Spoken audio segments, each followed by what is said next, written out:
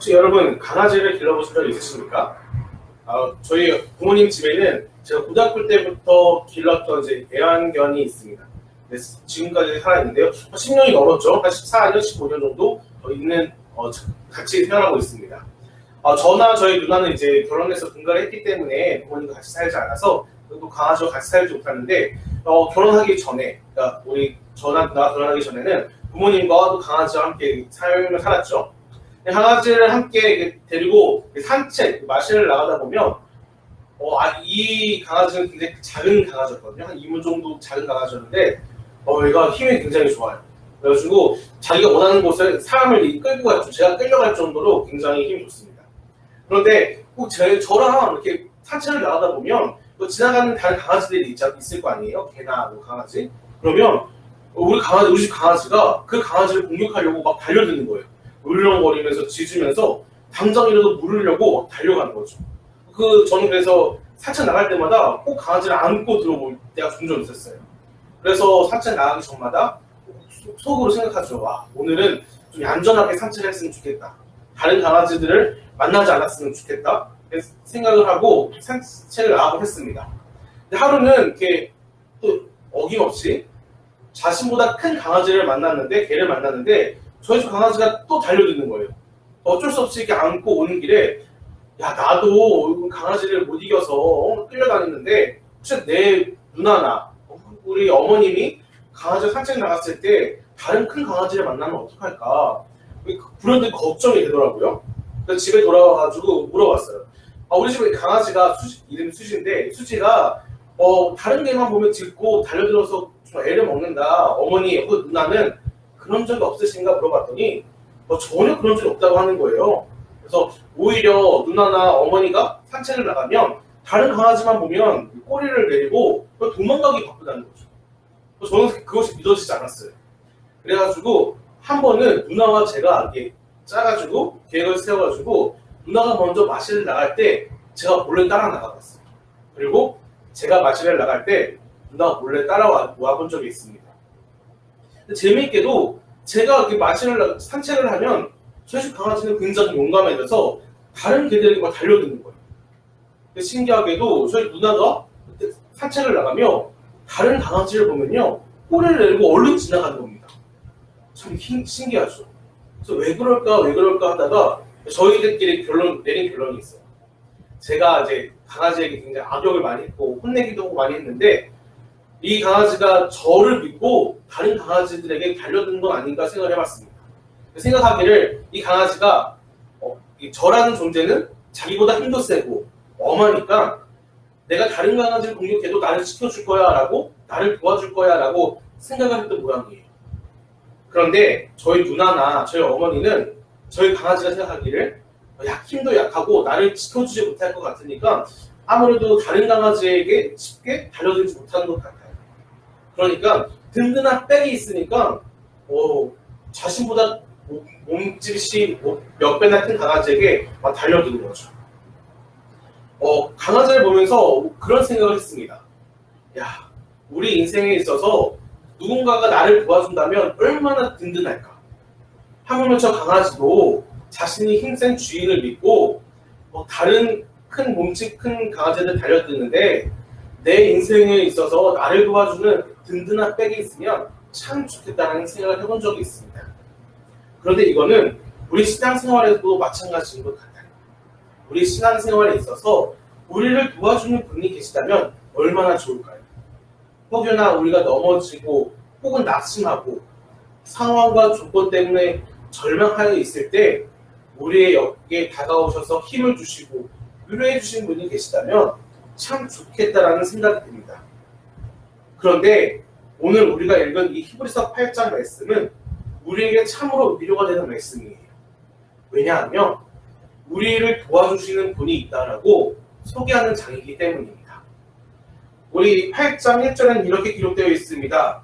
지금 우리가 하는 말의 요점은 이러한데 이제 히브리서 저자가 지금까지 7장부터 이어온 그들의 그 말의 요점은 이것인데 무엇이냐면 바로 대제사장이 우리와 함께 있다라는 거예요.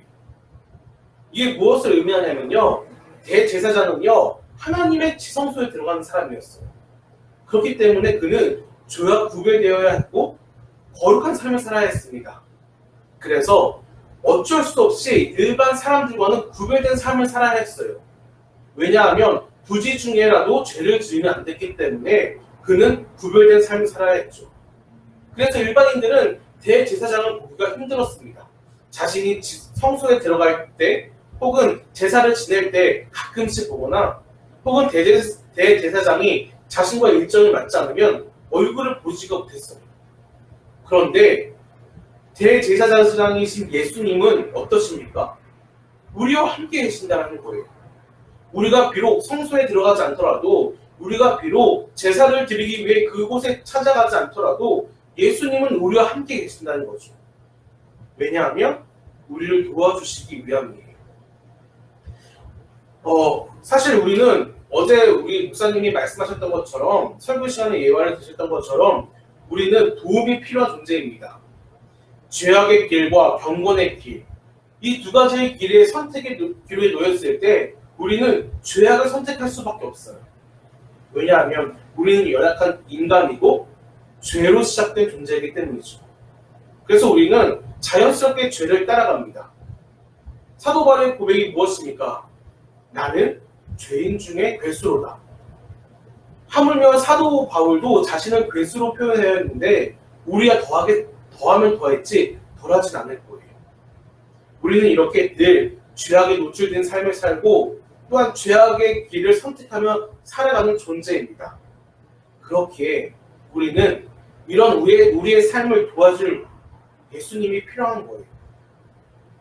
사실 하나님께서는 이런 우리에게 우리를 도와주는 존재로서 대제사장 그리고 율법을 우리에게 선물로 주셨습니다. 하지만 기존의 대제사장과 율법은 온전하지 못해요.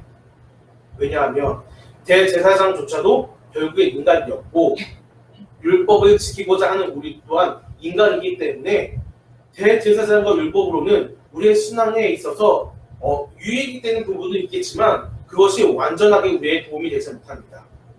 그래서 하나님께서는 예수님을 보내주셔서 우리의 대제사장을 삼아주신 거죠. 사랑하는 여러분, 우리는 예수님의 도움을 받아야 살아가야 합니다. 그래야 죄악된 길에서 벗어나 거룩하고 경건한 삶을 살 수가 있습니다. 그렇다면 우리는 어떻게 해야 예수님의 도우심을 받을 수 있을까요? 첫 번째로는 우리는 우리의 연약함을 인정해야 합니다. 지혜로운 사람이 어떤 사람입니까? 내가 연약하고 부족한 것을 인정하는 사람입니다.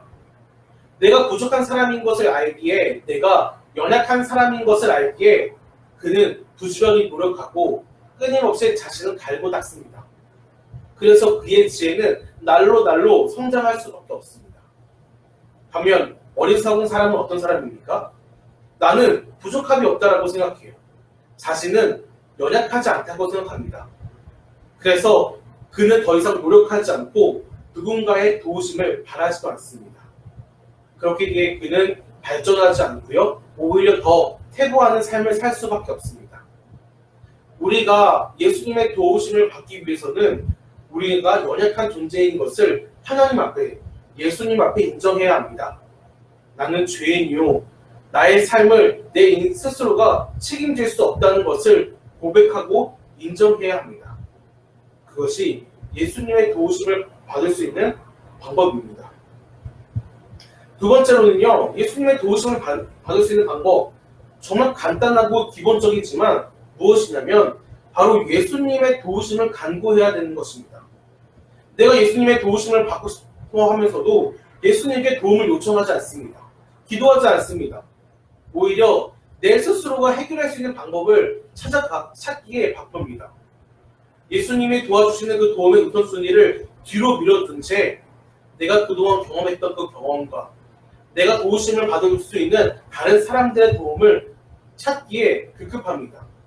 그래서 정작 우리를 돕기 위해서 기다리고 계신 예수님을 외면한 채 우리는 어리석은 방법으로 우리 인생을 살아갈 때가 종종 있습니다. 그러나 여러분, 우리는 예수님의 도움을 구해야 합니다. 하나님, 내가 부족합니다.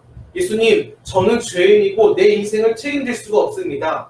그러니 나를 불쌍히 여기시고 나에게 은혜를 베풀어 주사 나를 도와주시고 나를 구원해 주옵소서라고 기도할 줄 아는 우리가 되어야 합니다. 사랑하는 커피학교의 여러분, 우리는 예수님의 도우심을 받아야 살아가야 합니다. 그러기 위해서는 우리의 연약함을 인정해야 하고 예수님의 도우심을 간구해야 합니다. 이번 일주일이 시작되었습니다. 이 한 주간 동안은 예수님의 도우심을 받는 그 도우심 안에서 살아가는 한 주가 되기를 간절히 소망합니다. 그로 인하여 하나님만이 우리의 주인이신 것을 인정하고 따르는 저와 여러분 되기를 간절히 소망합니다.